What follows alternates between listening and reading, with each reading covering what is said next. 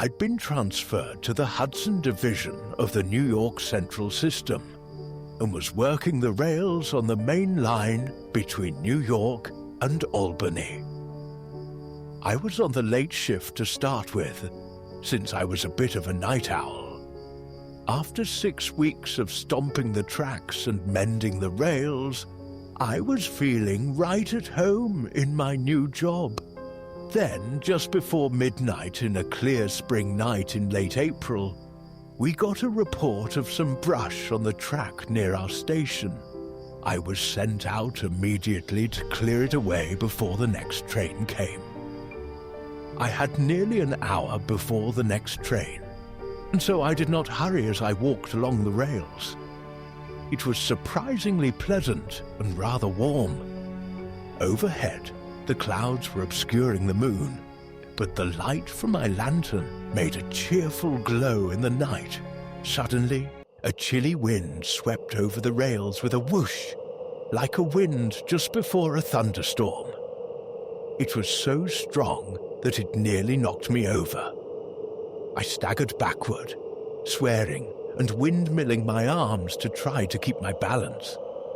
I almost dropped the lantern, but managed to get my balance just before it slipped out of my hand. Shivering in the sudden cold, I squinted down the track and saw a huge blanket of utter darkness rolling toward me. It blanked out the rails, the trees, the sky, everything. "Good Lord, what is that?" I gasped. I leapt away from the track and started to run back toward the station, but the darkness swept up and over me before I had moved a yard. The lantern in my hand was snuffed out instantly. I stopped, unable to see more than a few paces around me. To my right, the rails began to gleam with a strange blue light. I staggered backwards from the tracks, my pulses pounding in fear and dread. What was going on? Then the headlight of a train pierced the thick darkness. It gleamed blue-white in the strange black fog, and when it appeared, the rails brightened in response. A huge steam engine draped in black crepe approached, stacks bellowing forth a steady stream of smoke.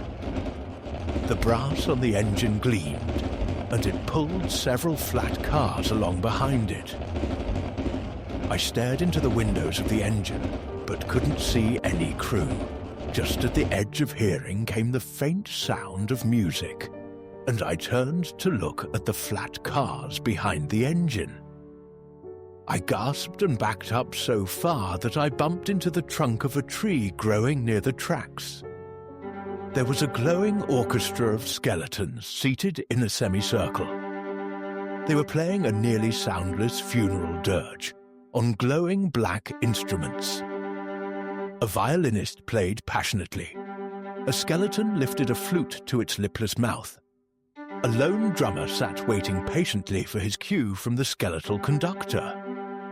Then the orchestra was gone, and another glowing headlight pierced the blackness. I was trying unsuccessfully to push my way through the bark of the tree by this time. Another black crepe-draped train was approaching. A funeral train, I thought. Again, there was no one manning the engine, and no one appeared on the flat car behind it. The only thing there was a single black crepe-draped coffin, but swirling in the air around the train were the ghostly figures of soldiers dressed in the blue uniforms worn by the North during the Civil War. They lined up before my eyes, saluting the solitary coffin as it passed. Some of the ghosts staggered under the weight of their own coffins. Some limped on one leg or sat in a wheelchair, legless. Their eyes were fixed upon the flat car and the black-crepe coffin. Then they were joined by soldiers from the Southern Army, and all these lads saluted too, honoring the one who had fallen.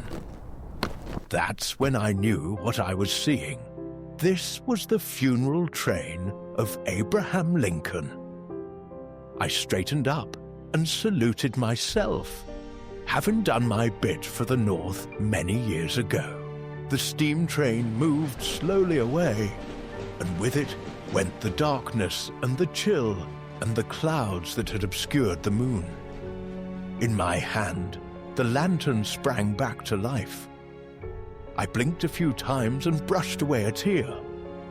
As the world around me brightened, I saw the reported brush littering the tracks right in front of me. Mechanically, I cleared it away and made sure the track was safe for the next train. Then I went back to the station.